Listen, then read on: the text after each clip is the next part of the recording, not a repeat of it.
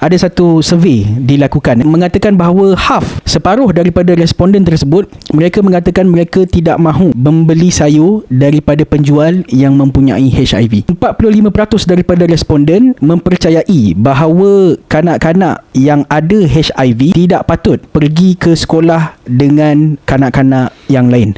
Which is kalau kita tengok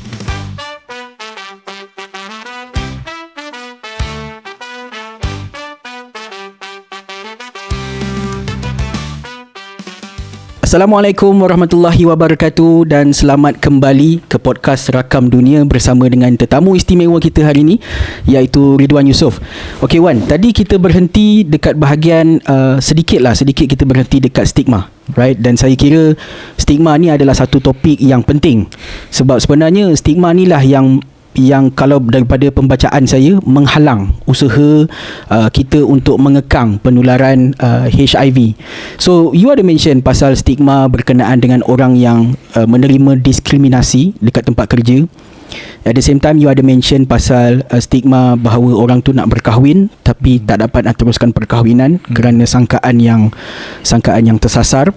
Jadi apa lagi bentuk-bentuk stigma yang you rasa kita kena eliminate, kita kena buang supaya benda ni dapat misi kita untuk meneruskan pengurangan HIV dapat diteruskan? Okey, terima kasih.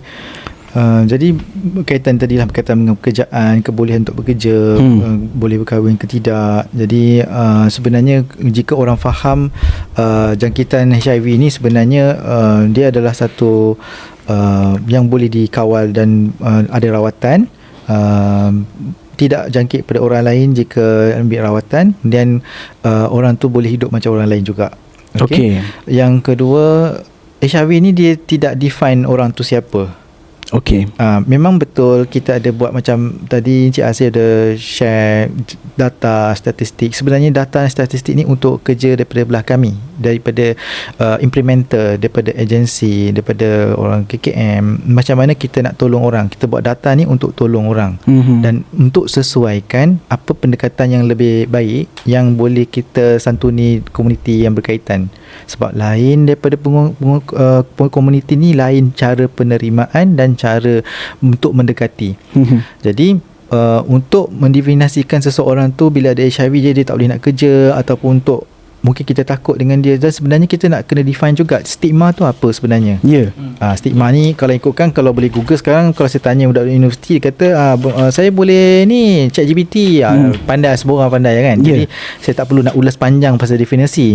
Stigma ni sebenarnya apa fikiran kita kepada orang yang ada HIV. Maknanya apa yang kita fikirkan berkaitan tu. Sebenarnya belum hasil apa-apa. Cuma yang paling penting adalah kita nak fahamkan setiap orang ni ada perjalanan hidup masing-masing. Yang paling penting adalah apa langkah seterusnya. Okey. Jadi kita ada macam ada structure stigma.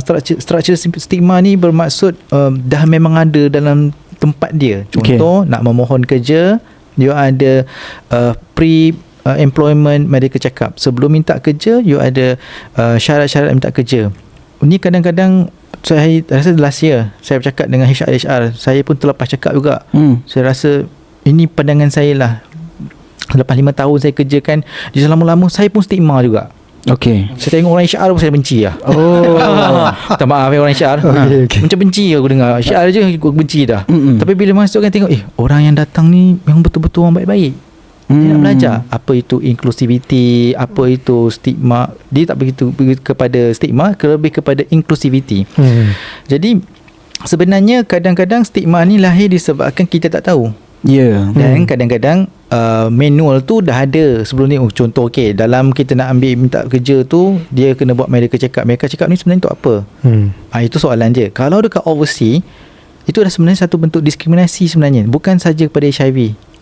Dia kepada mental health, kepada orang yang kelainan keupayaan. Sebenarnya you tak define seseorang tu boleh bekerja berdasarkan status kesihatan dia punya kaum, agama, dia punya gaya hidup. Sebenarnya apa cara dia boleh buat kerja, boleh deliver ke tak untuk PJ ni. Of course you have your own work culture, orang tu boleh sesuai ke tak, itu je lah kan. Jadi kalau nak berkaitan dengan kehidupan, contohlah macam orang ni ada HIV ataupun dia ni tak semestinya HIV lah, saya cerita pasal ada orang ni mungkin ada orang kelainan keupayaan yang lain, mungkin ada yang berkaitan lah. Adakah itu mengganggu kerja dia? Itu yang kita nak kena tengok. Kalau dia boleh perform, apa salahnya untuk ambil? Jadi kita nak hentikan di situ dan start. Bila saya perhatikan, mengikut pengalaman saya lihat, sebenarnya mungkin orang tu orang yang bekerja dalam HR bukan jahat ataupun bukan dah bersangka buruk macam yang kita sangkakan. Mungkin mereka dah tengok manual tu dah ada kat situ. Kalau nak diikutkan, kita ada code of practice oleh Jabatan Tenaga Kerja yang berkaitan tidak boleh ada stigma pada orang yang ada hidup dengan HIV ataupun kondisi-kondisi kesihatan yang berkaitan. Ada. Cuma kita tak enforce. Cuma baru-baru ni last year ada diberitahu jika ada buat stigma dan diskriminasi, boleh buat laporan dan boleh disaman 50,000 something like that. Cuma dari segi kemampuan seseorang tu nak buat aduan lah. Jadi kita kalau ada yang menghadapi situasi ini, kita cadangkan untuk buat aduan. Cuma mereka tak nak besarkan cerita. Dan cuma nak cari peluang kerja lain. Sebenarnya ada satu eksperimen, scientific eksperimen berkaitan dengan tikus. Tikus tu dimasukkan dalam satu kandang, dipanggil eksperimen Red Park. Red Park maknanya taman tikus. Tikus tu pada permulaan eksperimen dia letakkan dalam satu kurungan. Ada 2 bekas air. Satu bekas air itu diletakkan, ada dileskan, ada ais atau metafetamin. Itu satu sejenis dadah lah, sejenis substance yang mana boleh menyebabkan ketagihan. Jadi ada satu air lagi tu memang pure air mineral biasa. Diperhatikan di hujung kajian tu, tikus tu addicted kepada air yang ada leskan dengan meth tadi, ais tadi. Jadi dia kata tikus pun ketagihan dengan ais. Lepas tu dibuat satu eksperimen lain, dia buat satu eksperimen lain. Dia ni tikus ni dia seorang-seorang je, sekor-sekor je dalam tu, seorang-seorang pula kan. Sekor je dalam tu. Dia buatlah didesainkan satu kurungan yang lebih besar, tapi ada banyak tikus dalam tu. Tikus betina, ada tikus jantan, ada, dicampurkan semua. Lepas tu dibuat benda yang sama. Ada makanan cukup, tempat main untuk dia jogging semua kan. Lepas tu dia letakkan 2 tempat air tu. Air yang ada ais dan air yang tak ada ais. Ais yang ketagihan tadilah, yang syabu tadi tu kan. So memang dia orang tikus-tikus ni akan tersasul pergi minum ke air yang ada leskan dengan syabu tu, ais tadi. Ais ni banyak nama. Jadi tapi sebenarnya dia orang lebih prefer lagi minum air yang kosong tadi tu.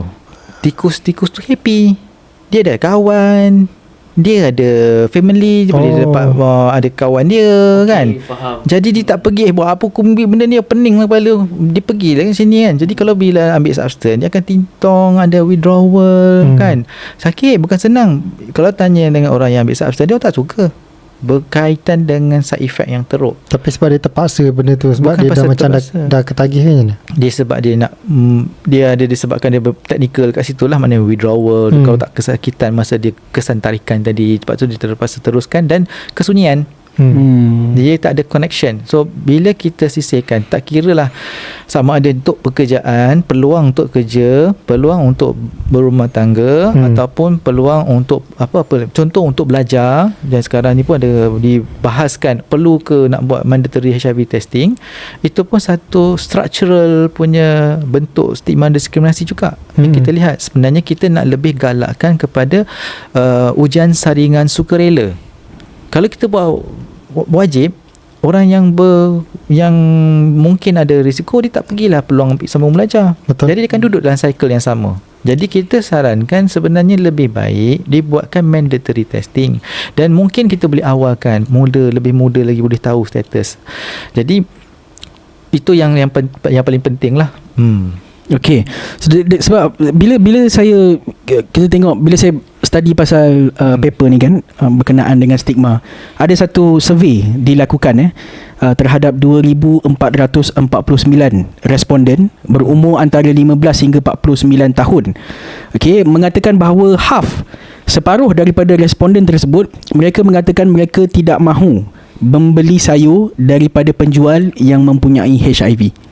Kemudian 45% daripada responden mempercayai bahawa kanak-kanak yang ada HIV tidak patut pergi ke sekolah dengan kanak-kanak yang lain, which is kalau kita tengok status berkenaan dengan stigma masyarakat dekat, khususnya dekat dalam negara Malaysia, masih lagi berada di tahap yang tidak yang membahayakan. Boleh kita sebut membahayakan? Perkara ni sebab kita nak jadi masyarakat yang harmoni, penyayang. Jadi di mana penyayangnya kita tu? Okey. Itu soalan saya lah. Ya. Kita nak zahirkan penyayang kita tu. Cuma macam saya ulang balik, stigma ni datang dari sebab kita tak tahu. Stigma ni sebab kita takut. Sebab kita tak tahu, kita takut benda tu jangkit. Contoh COVID, Mpox dan sebagainya. Macam mana cara dia jangkit? Dah diterangkan yang mana cara jangkitan HIV melalui 3 cara tu sahaja. Jadi kalau you kerja bersama-sama, bersukan, bekerja duduk tempat sama-sama, bernafas, semua tak jangkit. Yang lebih senang jangkit tu daripada yang penyakit yang lain.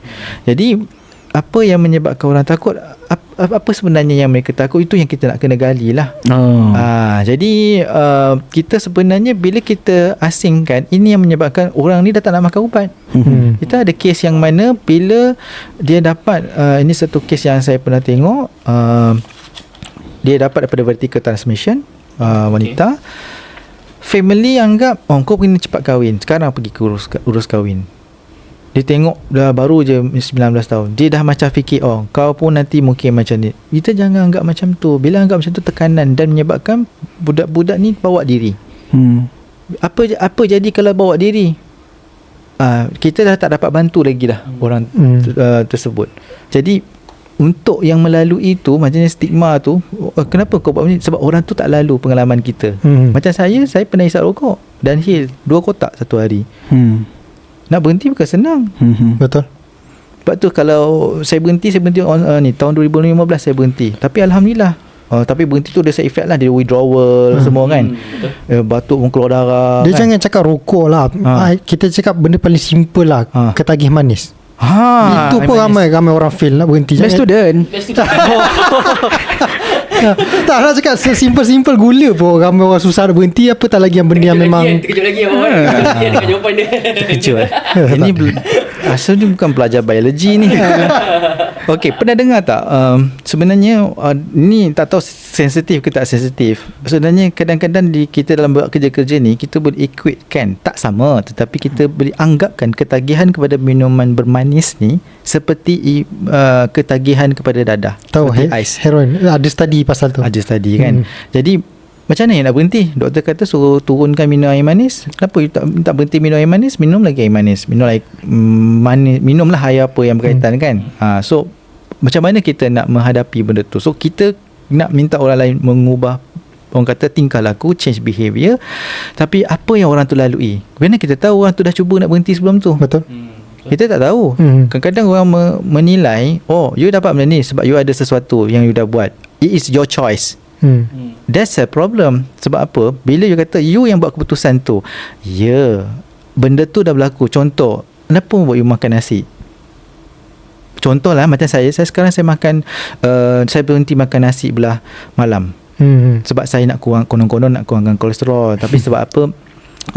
Bila makan nasi saya kuah banjir, telur goyang semualah kan, very unhealthy. So I cakap okay, I want to manage I punya kolesterol. Saya kurangkan, kalau saya nak kurangkan tak boleh terus, saya kurangkan nasi, saya ganti dengan apple ke macam tu lah. Betul. Saya beratkan belah makan pagi. Dia ada substitute dia. At least I try something. And I ganti minum air TO. Cuma tadi je saya minum TO sekejap. Selalunya setiap hari saya akan minum 2 gelas air putih belah pagi. Tengah hari minum 2 gelas air putih.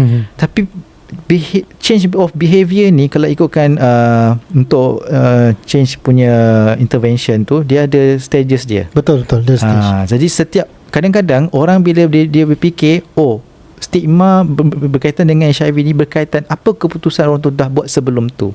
Jadi dia dah menjadi satu prasangka, dan disebabkan itu dia jadikan satu tarik muka ke, kadang-kadang tak cakap apa pun, tarik muka, berbeza. Kadang-kadang pergi ke klinik, datang untuk buat apa? Tapi sekarang dekat klinik-klinik dekat Malaysia yang mana dah bekerjasama dengan NGO, yang mana dah sensitize, alhamdulillah kita cakna, dan memang maksudnya kita berhati-hati bila kita nak menguruskan komuniti yang datang nak buat check status. Takkanlah you datang kat klinik, Awak datang untuk apa? HIV. Nak test HIV. Malulah orang tu. Yeah. Kita jatuhkan air muka orang tu. Sebenarnya yang kita nak paling penting adalah bagaimana kita nak tutup air muka orang tu, nak jaga air muka orang tu dan jaga aib orang tu. Macam tu lah.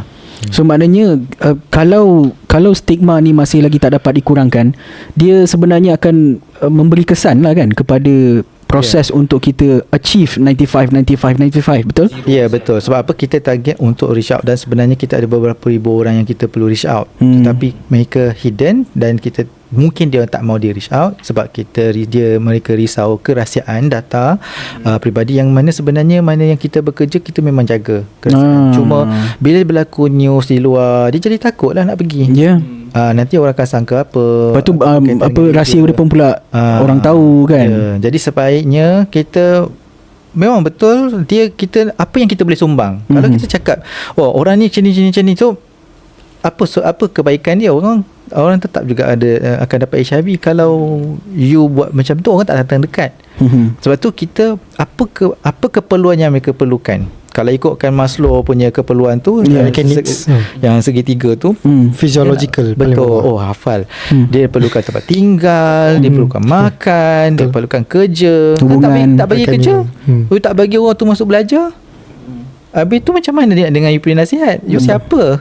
Kan? Macam tu. Jadi kita nak galakkan orang kita nak empower seseorang tu boleh ambil keputusan di mana-mana stages of perubahan tingkah laku kepada yang lebih sihat. Macam tu. Satu lagi apa dia? Nak tanya untuk reach out to klinik, yang GP punya klinik ni most of them ada ready untuk terima orang yang nak buat check up ni ke tak? Yang klinik swasta. Klinik swasta, yes. Okey, sebenarnya kepada GP klinik-klinik swasta ni sebenarnya ada, sebagai doktor dia mesti kena ada belajar kan. Cuma kadang untuk cakna dari segi sensitivity, sebab kita kadang dia dapat kes-cases yang daripada panel-panel klinik yang kata you are unfit to work. Padahal sebenarnya dia dah ada surat daripada doktor. Macam contohlah macam kita punya klien kan, datang, Abang Wan, saya nak minta kerja macam mana ni minta status HIV. So bila dia datangkan dengan kita cakap you pergi jumpa doktor pakar yang pantau you, sebab doktor yang pantau dia yang tahu. Jadi doktor dah pantau dia punya bacaan darah, viral load dia, CD4 dia, sebab dia ada badan dia tu boleh kerja ke tak, doktor yang buat keputusan. Tapi bila doktor kat panel klinik kata you unfit to work, dia apa istilah unfit to work tu daripada istilah mana dia dapat? On which part yang dia unfit? Contoh kalau buat marketing lah, kalau online marketing aja kerja dia, ataupun dia buat sale, dia dah HIV, dia boleh makan, boleh kerja, dia boleh main komputer. Apa kaitannya? Dia boleh kerja. Betul. So bila kata unfit to work, yang mana yang unfit to work? You need to explain. But so of course this one kita berharap sangat yang mana dia keputusan yang dibuat oleh doktor-doktor ni pun perlu juga align dengan apa yang KKM dah guideline kan. Betul. Okey. Mana ada kes jugalah yang ada banyak. Jadi kadang-kadang tu kita minta buat laporan. Jadi kita ada kes-kes yang kita minta, yang mana kita ada payung kita di bawah Majlis AIDS Malaysia yang akan buat advokasi, yang mana mereka ada platform untuk klien kita buat aduan lah. Cuma kita macam ni lah, kita berharap bukanlah kerana bila kita buat advokasi macam ni kita nak cari gaduh ke tak. Bila kita hidup ni, apa kita nak buat untuk orang? Kalau kejap lagi you mati, you punya keputusan yang baru ni, you dapat amal you tak? Maknanya you tolong orang ke tak? Kalau keputusan you tersisihkan peluang orang tu sebab status HIV dia, yang mana sebenarnya dia boleh kerja, apa you nak jawab nanti?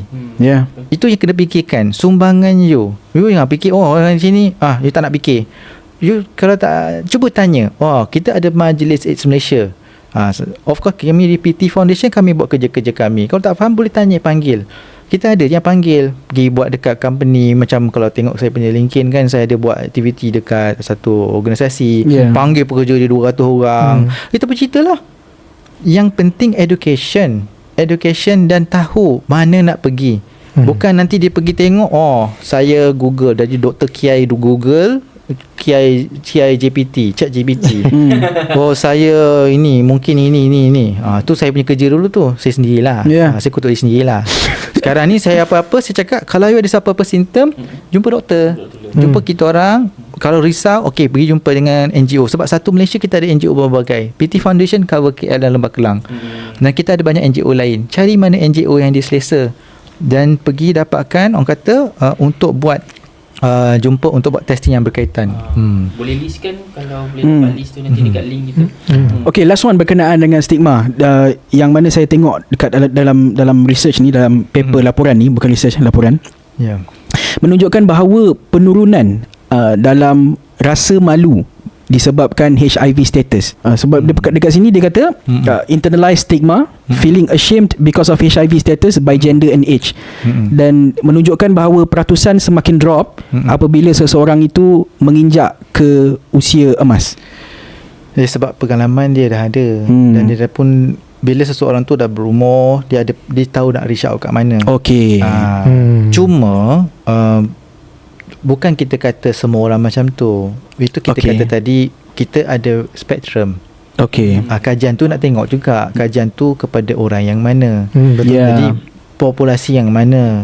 Kadang-kadang bila orang tu dalam yang community, family dia dalam yang konservatif ataupun yang religious, yang dia pun menghormati, dan itu yang kita datang internalized stigma. Sebab saya tak cerita lagi pasal internalized stigma kan. So stigma tadi dia ada banyak, daripada media, macam apa tu, orang komen-komen. Nanti sekejap lagi saya cakap macam ni, saya tak tahu orang komen macam mana kan, saya pun risau juga kan. So orang yang membaca komen dan mendengar, dia akan ada perception. Dia akan dengar, oh, aku ni baik ke jahat, macam tu. Jadi bergantung kepada dia punya pendidikan, pembawakan, itu yang akan membentuk kepada perasaan malu. Malu tu sebenarnya, malu penting untuk kita bertempat. Malu bertempat. Okey. Maknanya bukannya kita malu tu untuk membuatkan kita sesuatu yang boleh harm diri kita. Kita nak buat malu tu yang tujuan macam ni lah. You nak tahu status. Contoh, malu tu di mana? Kalau pergi jumpa doktor, kenapa you nak kena malu dengan doktor? Doktor bukan bomoh. You malu dengan doktor, doktor memang tak boleh tolong you. Tapi dengan public, siapa suruh you buka cerita? Memang bukan. Melainkan kalau you buat kerja advokasi, tu lain cerita. Okey. Kita ada yang buat kerja-kerja advokasi. Kalau dia tak bercakap, kita ada 60,000 plus HIV. Bila ada stigma dan diskriminasi, tak ada orang nak bercakap. Pasal apa? Efek kepada diri dia, efek kepada keluarga dia. Itulah dilema. Bila tak ada orang nak bercakap, itulah akibatnya orang buat lagi. Tak apa, tak ada orang nak cakap pasal kami, sebab korang memang malu pun. Korang akan malu. Jadi itu kita panggil internalized stigma. Sebab tu bila kita buat laporan, kita buat aduan dekat MAC, mereka cakap Majlis AIDS Malaysia lah, Malaysian AIDS Council, mana data. Habis tu macam mana kita nak buat incident report? Dululah, sekarang ni dah canggih lah. Ada platform untuk dia buat macam mana dia nak jaga, dia nak buat laporan ni bukan pasal nak cari gaduh macam saya cakap tadi. Buat laporan untuk advokasi. Sebenarnya orang ni boleh kerja tempat tuan, orang ni dah ikut dengan klinik, dia ada ikut dengan NGO, dia dah stable dalam rawatan. Apa yang menyebabkan dia disqualified daripada kerja? Cabaran dia, kalau Daniel, kalau you dah kena reject, awak kena reject sebab awak HIV, awak nak datang balik tak buat kerja situ? Tak kan? Habis tu awak terkikir, nak bayar sewa rumah lagi, nak bayar anak lagi, apa semua kan? Betul tak? Jadi apa impact pada orang tu?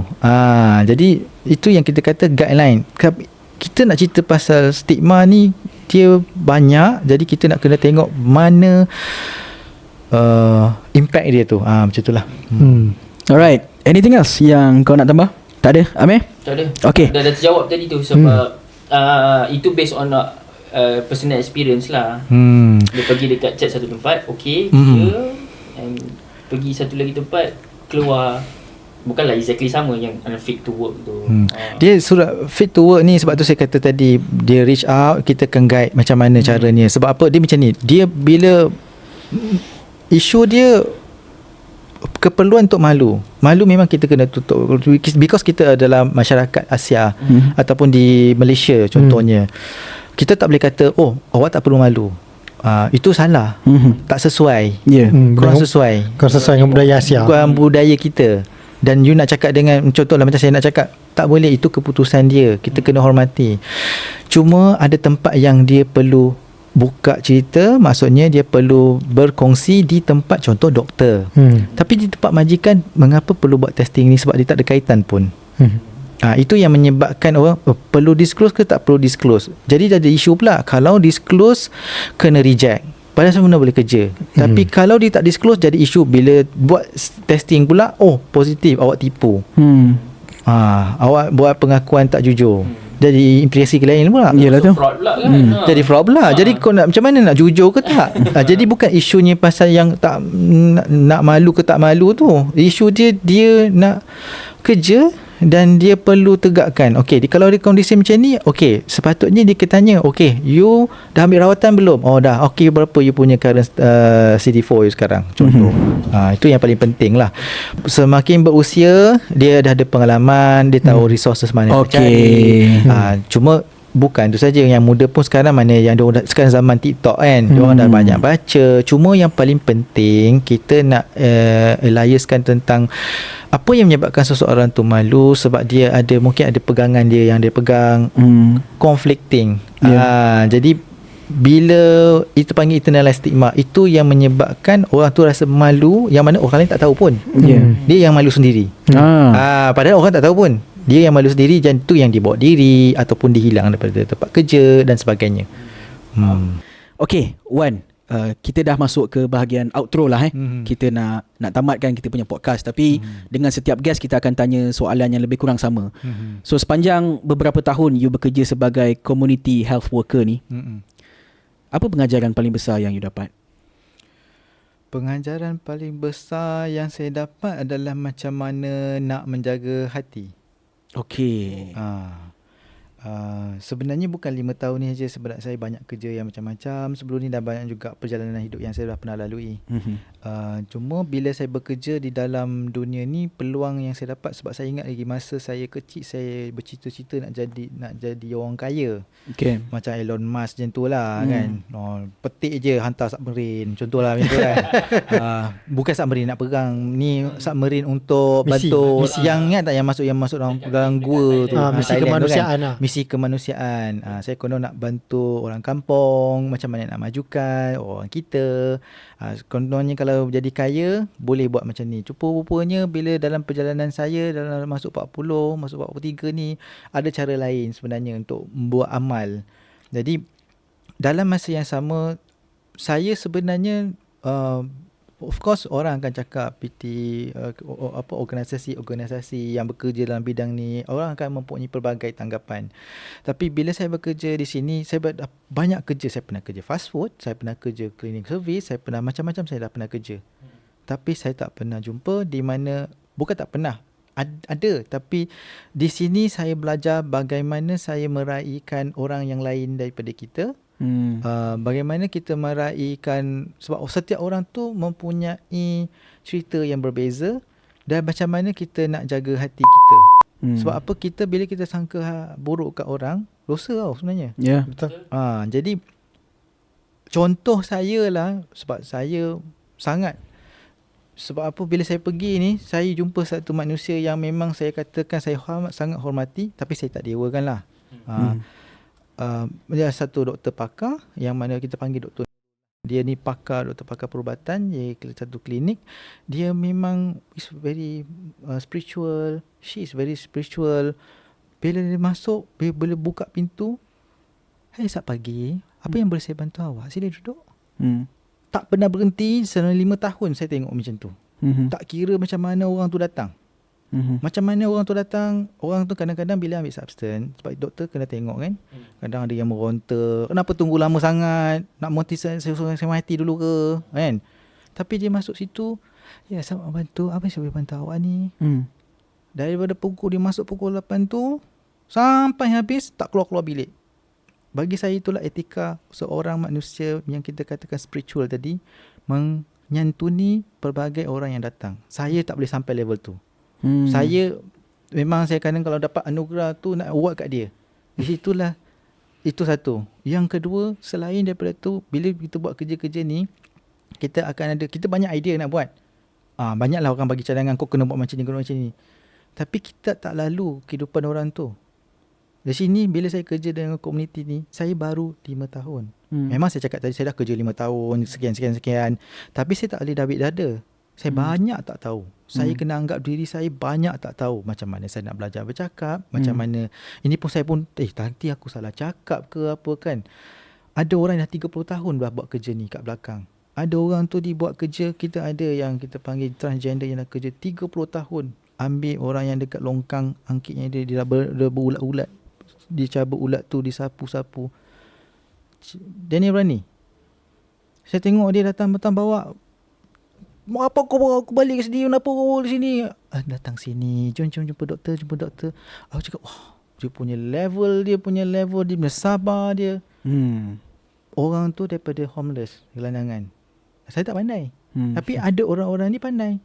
Jadi setiap orang ni, walau macam mana pun, dia ada kekuatan dia dan ada jalan hidup dia. Sebab tu kita tengok satu bahagian, kita tak judge. Sebab bagi saya suka tengok anime. Anime Jepun. Untuk bagi saya semangat untuk buat kerja-kerja ni. Sebab apa dalam cerita anime, orang jahat tu tak semestinya semua jahat. Dia ada baik dia. Orang baik tu ada jahat dia. Jadi bukanlah kita kata bagus jadi orang jahat. Tak. Kita kena tengok apa yang kita boleh improve diri kita. Macam mana kita boleh inspire orang lain, macam mana kita boleh sihat. Dan sebenarnya bila kita nak buat kerja-kerja ni, orang tengok kita. Orang tengok kita. Ingat senang nak pujuk. Kita kena jaga servis kita.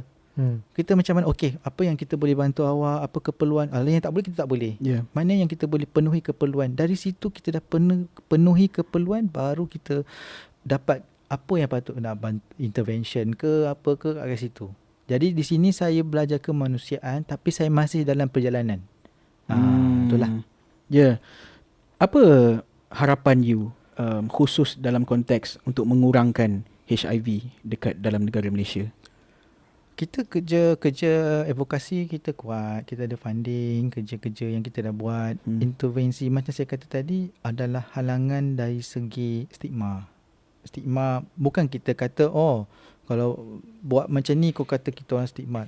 Maksudnya kadang kita tak, contohlah kalau kita buat refer, bukan dah semua klinik macam tu, kita refer lah jumpa doktor. Kenapa kau buat macam ni? You tengok klien tu sebagai siapa dia sebenarnya.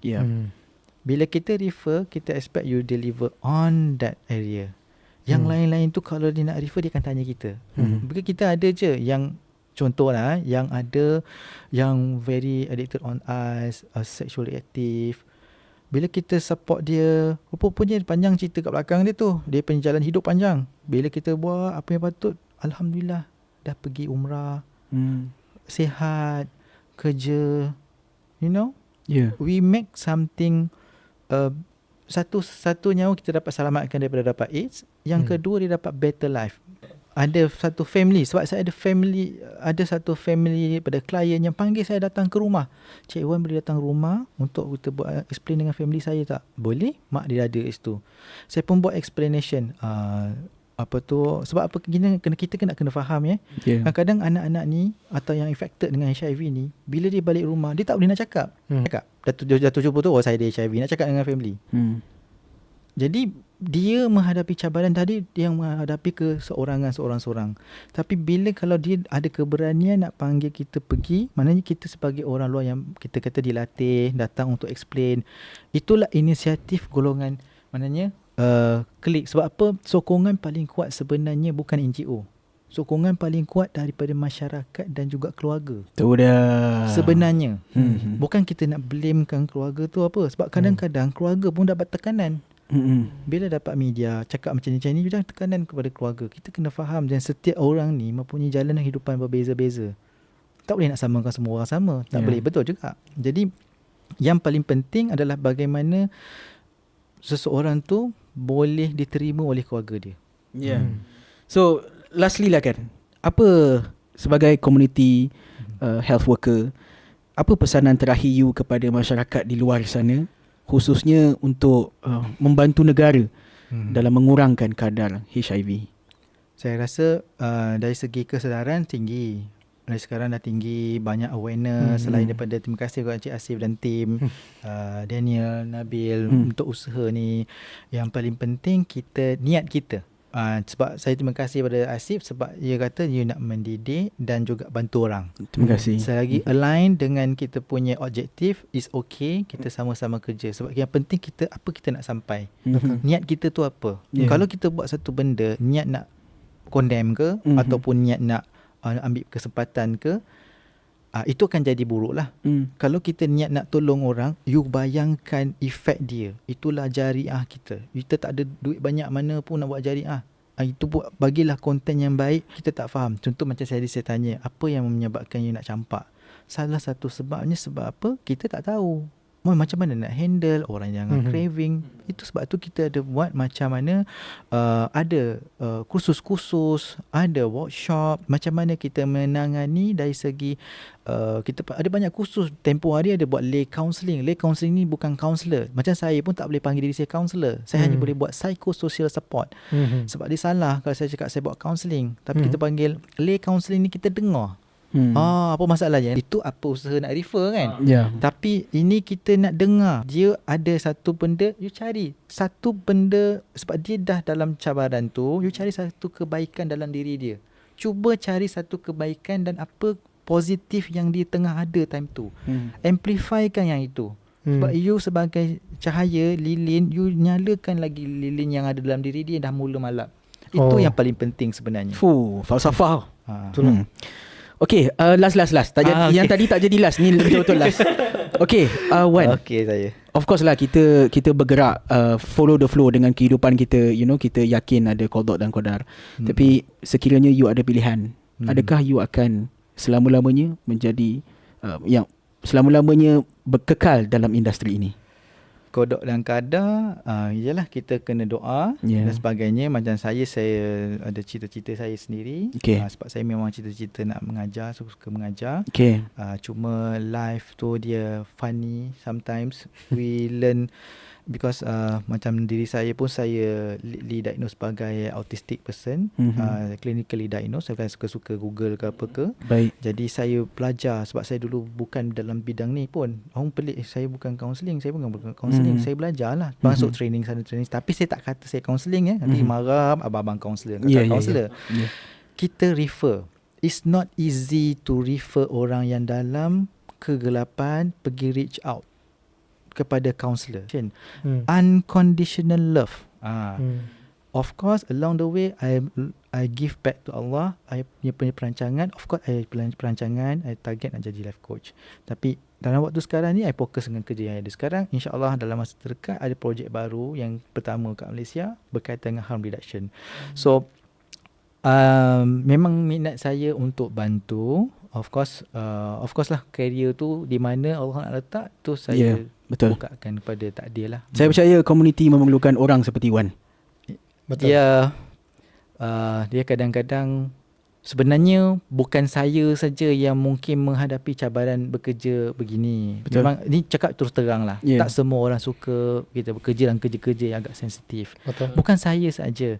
Even doktor-doktor yang bekerja dalam sini ataupun nurse-nurse yang kerja, mereka akan mungkin rasa gelisah. Sebab mereka bekerja dengan benda yang sensitif. Jadi bila dia bekerja, dia kadang fikir, betul ke tak betul aku buat ni?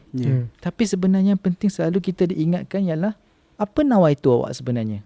Dalam bidang kerja ni, bila kita tahu kita cakap apa fardu kifayah tu apa, kita dah tahu fardu ain. Fardu ain semua orang kena buat. Tapi fardu kifayah, satu kampung satu orang tak tahu nak buat, semua berdosa. Betul. Jadi sebab tu kalau saya nak move on, saya kena ada pelapis lain yang boleh buat kerja-kerja ni. Macam itulah. Okey, kita daripada Rakam Dunia ingin mengucapkan ribuan terima kasih kepada saudara Ridwan Yusof. Banyak benda yang kita belajar sebenarnya. Dan juga setinggi-tinggi ucapan terima kasih kepada PT Foundation, dan juga special shout out kepada Ministry of Health yang menyediakan laporan. Ministry of Health daripada dia punya division dia adalah Disease Control Division, yang menyediakan satu laporan yang komprehensif. Pada saya lah, saya kira satu laporan yang komprehensif 2023 Global AIDS Monitoring. Sekiranya tuan-tuan dan puan-puan nak baca apa yang kami print ni, boleh klik link di bawah. InsyaAllah description di bawah. Dekat description di bawah. InsyaAllah ta'ala kita akan berjumpa dalam episod pada episod yang akan datang. Sekian sahaja daripada kita Rakam Dunia. Terima kasih. Assalamualaikum warahmatullahi wabarakatuh.